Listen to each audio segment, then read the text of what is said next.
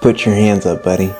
Yep, I'm talking to you. Yes, I'm talking to you, buddy. Put your hands where I can see them, okay?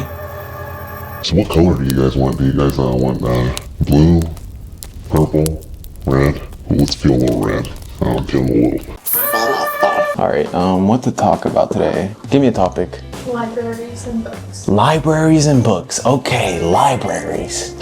Dude, if y'all want to find good 2000 movies in like the real like CD version of it, go to the library. That's where you're gonna find it. Libraries are so valuable. It's crazy because like it's almost like people don't take advantage of that. Like the library is literally, it's like a collection of like knowledge and experiences and wisdom, and it's almost like multiple dimensions of knowledge. And you can come out of those dimensions a new person, literally. Like you'll read a book and you'll come out a different person. It's almost like your display of the world isn't the same. It's very quiet too. I feel like it's nice to have a, quiet place. I actually live in the city, so, it's pretty active here. There's pros and cons. The pros is like, it almost feels like it's motivating because so you see everybody who lives here, they're all like, go, go, go, go, go. But the con is that motherfuckers like to party in the weekends. And, when you're trying to sleep, you just hear that shit. And I've mentioned this plenty of times to people I know. Like, I feel like I deal with FOMO, the fear of missing out, because I'm like looking over the windows and I'm like,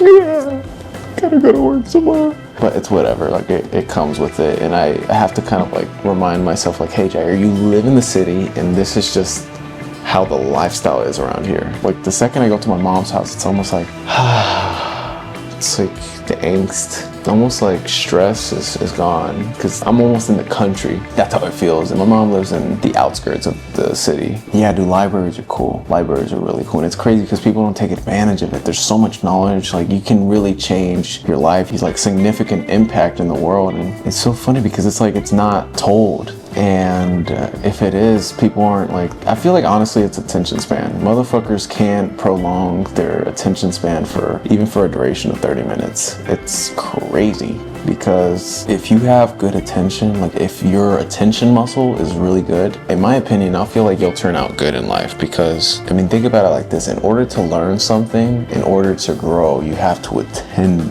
to something. You have to like pour your attention onto something. And if you can't do that, it's like, motherfucker, you're never gonna learn. Unless of course you're interested in the thing you're learning. But there's gonna be times, for me at least, there's been times where I have to do something that I don't wanna do. Like read a book. Like maybe there's a book I wanna read and I'm interested in it. But there's a part where I'm like, I would rather not read right now. But it's crazy because I heard this woman, she said that reading is like forced meditation. And it is.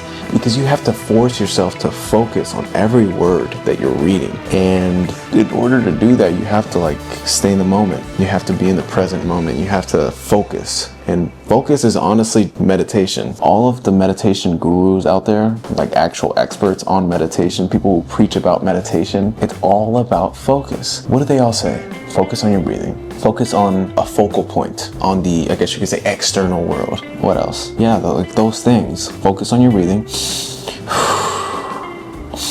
And you're focusing on your breathing. You're staying in the present moment. And if you think about it, most of the psychological suffering that most people deal with, including me, it has to do with like thinking about the future or thinking about the past. But if you like pour your attention on the present moment, there isn't room to feel anxious about, because you feel anxious because you're thinking about something to be anxious about. So for example, if I do some shit that could get me fired at my job, I'm gonna be anxious and I'm thinking about it. Like I have to be thinking about that thought in order for me to be anxious about it. If I pour myself onto something, like lock in, there's no room to be anxious. And there's actual evidence that shows that people who stay in the present moment, even if it's something that you don't like, tend to be happier, and they are happy and they're calmer, they're less anxious. And yeah, dude, patience. And that's what I do when I work out. When I work out, to be fair, I don't always do it. Sometimes I fail to, sometimes I just forget. But I've had several workouts where when I'm working working out and I'm really exerting, I focus on the pain. I really focus on it. It's like when I exert and it's like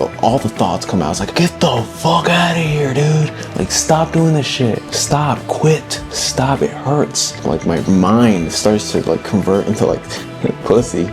Sorry. It's funny because when you exert your body to the point where you enter that mind game realm, you can always give one more rep. I'm not saying that this is safe, by the way. I'm not saying fucking kill yourself. I'm not saying I always do that. And I'm not saying I'm David Goggins where I'm like exerting myself to the absolute limit every day. No, hell no. I feel like I wouldn't be able to do that, but I do occasionally, I guess, do that. And what I've noticed is that there's always room for another rep, or there's always room for more. You never actually exert everything in the tank. And what I've learned is that there's more in the tank than you think. There really is. The issue is just your tolerance to that pain. And I feel like when you expose yourself to physical discomfort, you build a tolerance to the discomfort. For example, if you're somebody who's never worked out and you work out for the first time, the first workout might suck. Like, it might really suck. But if you continue in that routine for a year, you get used to it, I guess. You don't feel bothered by it. And so your tolerance to pain goes up. So I feel like there is like a tolerance to pain. And I feel like there's a tolerance to adrenaline too, because a lot of what we feel when we feel pain is the adrenaline, in my opinion. There's so much adrenaline slushing through your body when you're exerting, and it's